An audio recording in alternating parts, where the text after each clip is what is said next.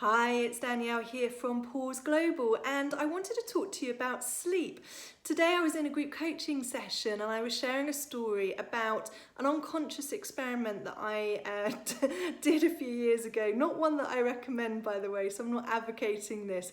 But for about 3 years, at a time when I was living and working in Singapore, I was operating on about 3 hours sleep a night. So you might think I was making up that deficit with daytime napping or weekend lie-ins, but no, I would work from 6 a.m. till 3 a.m. and then I would party till dawn at the weekends. And yeah, as I say, this is not something that I recommend.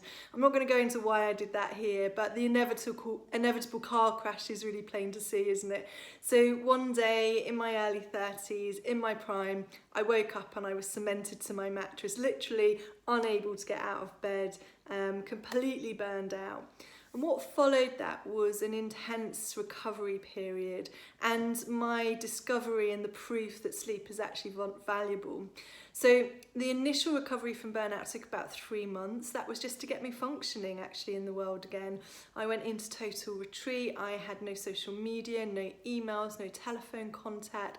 I stopped working for that time. I had no contact with friends and family. Nothing in terms of the outside world came in at all. And during that period of time, I mostly slept. It was incredible to discover that one person could sleep that much, but my extreme lifestyle really needed an extreme recovery. And then the second phase of that recovery took about 2 years as I learned to live within my limits and to operate in a more healthy way. And one of the first things that I did during my recovery was to really protect my sleep. I'd learnt firsthand the severe consequence of not sleeping, and I was determined to really respect sleep for the precious resource that I'd come to realise that it is. So it's unlikely you're pushing your sleep limits as hard as I did, although I know that there are people in business who do.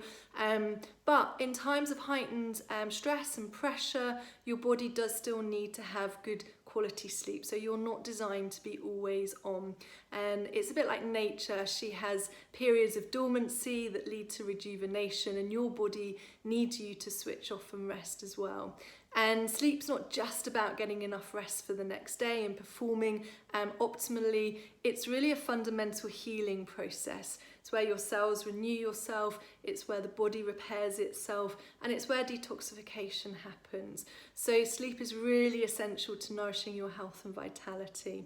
If you want the science behind sleep, I recommend to my executive coaching clients that they read Matthew Walker's book, Why We Sleep. It's a really great book for all of the kind of science stuff around why sleep's so important.